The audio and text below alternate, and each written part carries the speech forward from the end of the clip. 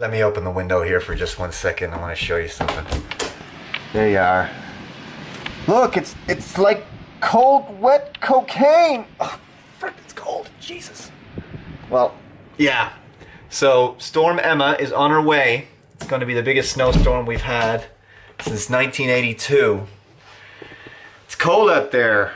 Like, we're going several feet under snow-wise, so I hope everybody is not severely impacted and everybody's safe, barricaded indoors and safe at home.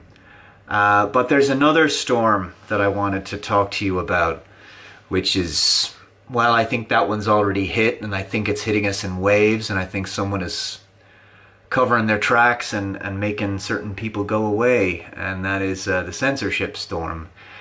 It's we're getting blanketed here in Europe with this storm, the beast from the east, they're calling it. Well, we're also the internet's about to get blanketed, it seems, with censorship, and as they try to muzzle people's opinions and stifle their voices. And there's been a lot of YouTubers hit. CNN is lobbying to get a rival shut down. That's where we live now. That's the world we're in. They're trying to shut down InfoWars. They hit them with a community guideline strike.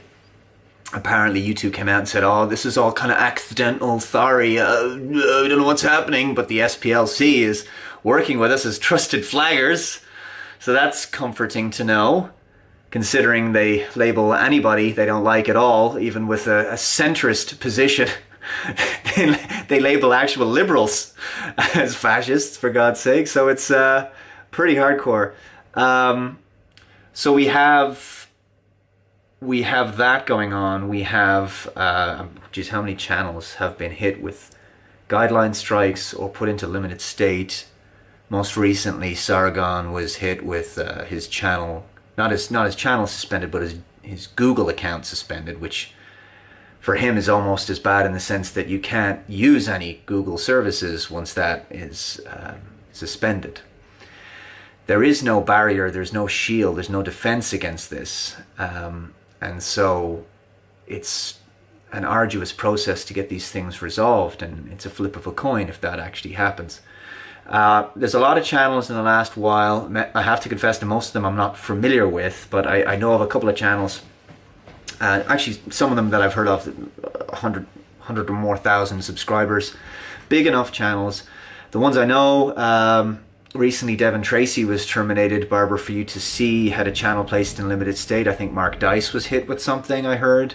Pat Condell had a video placed in limited state. I believe that's been taken out now. Suit Yourself was terminated. Gary Orson was terminated some time ago. So it's a free-for-all. We're in a free-for-all. It's gone crazy. And don't kid yourself and think that, oh, just lay low. Maybe I can avoid it. No. No. It's time to run towards the storm. It's time to run towards the roar, as it were. And you know what? We know what YouTube's about. We've had well over a year and a half to prepare for this. You know, I'd reached out to Bill Altman of Minds to find out what they were all about. That was in the late summer, or midsummer, or something like that of 2016, after Milo got banned. And look, guys, you know, a little bit of this, this is our own fault. I mean, it's not our fault to be wrongly accused of something and get these bullshit strikes and all that, but, you know, people are just expressing their free speech. But we knew that these organizations, we know they are the way they are. We know that Google fires people for wrongthink, for just simply saying, you know, there's a difference between men and women. You know, that's who they are. That's what they are. You know, let's not kid ourselves here. There are other platforms, but the audiences have to choose to go there, and there's a lot of very difficult decisions to make. When we do, it will be harder for people to discover our message, but I think the audiences are ready. I'm getting an enormous amount of messages. I'm seeing it on other social media, and it's just like, people are fed up. They're just, I'm ready to go to BitChute. I'm ready to go to Minds. I'm ready to go to Gab. And while it's important to fight on here, I mean, just look at it. I got a message there on the Creator Studio page thing on YouTube. And it's this thing where they explain to people how to make a social impact change video.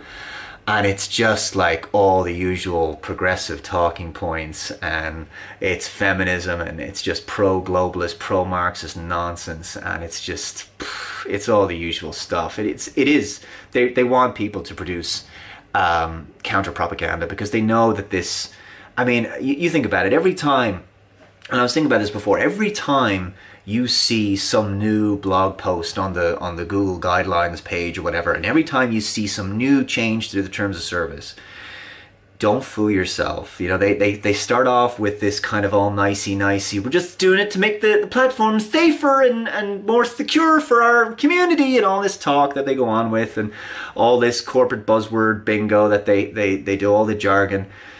They try to seem professional and calm about it and everything else, but you can be sure that the only reason that that stuff has been put on there is because there's been a series of very tense, angry, just vitriol-fueled boardroom meetings at Google and YouTube, where they are livid that we have the beachhead that we have. And they are pissed. They are very, very angry. And this is why they're barely communicative at all. I mean, things can change, but boy, you know, when this has got to be a series of very elaborate coincidences. The amount of people who've been hit, just the volume of it's too much censorship to think that yes, algorithms can play their hand, but it looks so coordinated. When I think about the people in particular, and then you put it in the context of the fact that they're coming after InfoWars, like the big one, they're trying to shut them down. There's been, like I talked about earlier in the week, and I've talked about it many times, there was that McCarthyite style blacklist from late 2016, early 2017, where they were just blacklisting conservative websites. I mean, they just want to make us go away, and it's really down to the audience. It's up to us. It's really up to us. It is extremely painful to think that the thing that the platform you've built for so long, you know, they don't want to, like I said before, you know, they want to flip the monopoly board. They can't compete. It's all down to that. Their ideas are terrible. So that's the reason they don't debate you. They're burning the books by the truckload at this point. And that's where we are. And so it's really down to us. I hope that you'll support the people who've been affected in the way that they have. It's just inevitable, whatever happens. I would encourage you to follow everyone you can, myself included, on the alternative platforms. You know where the links are at this point. And please make that extended effort. Do it today if you can. Make that extended effort to sign up to a network that you're not on at the moment. Figure out how that works, because before too long, that's going to be home, I have a feeling. And that's just how it is. I hope that there's something positive that comes out of this. I don't know what that looks like.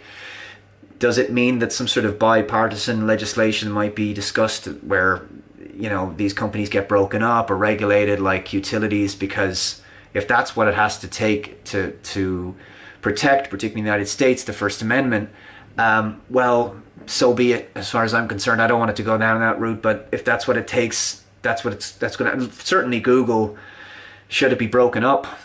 It's got way too much power. Here's the thing. I mean, I'm off Twitter, as you know.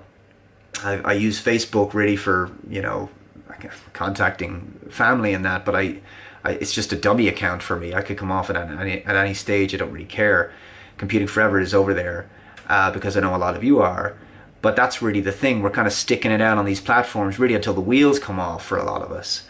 But the reality is, I mean, you've no reason to be on Twitter from what I can see. If Gab is right there, I think it should just be a mass migration like today. Just get rid of that. It's no loss at all.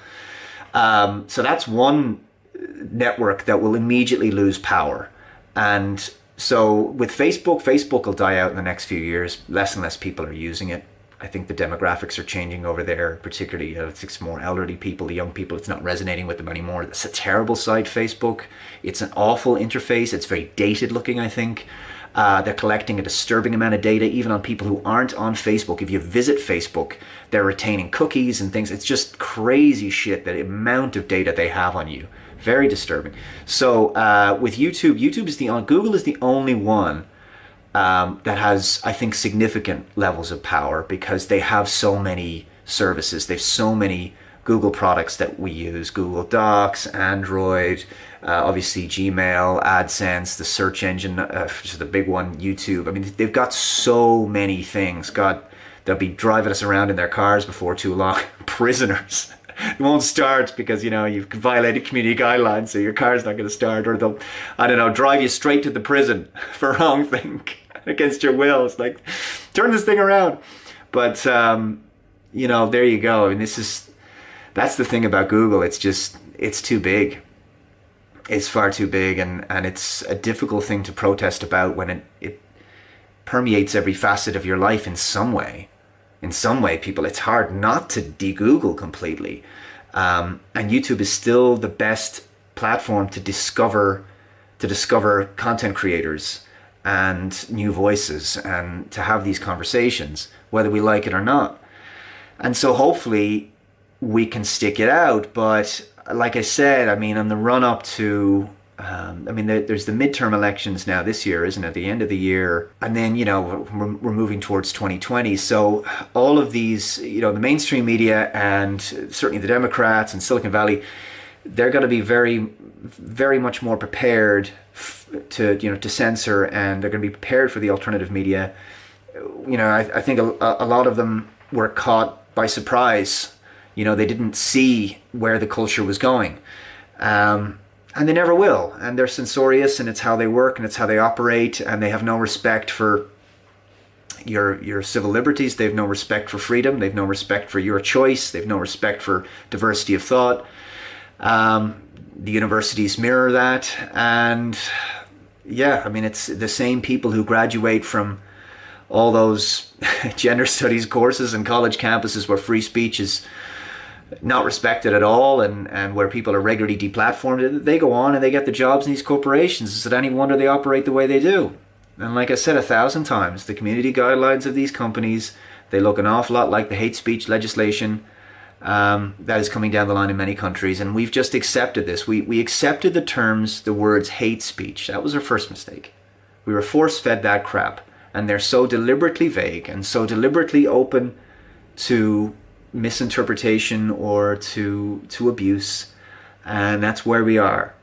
And my heart goes out to my fellow YouTubers in any side of the political spectrum. I don't care, you know, if you're out there and you're a YouTuber who's gotten caught in this crossfire or has been targeted in some way. It's absolutely god awful, and it's gonna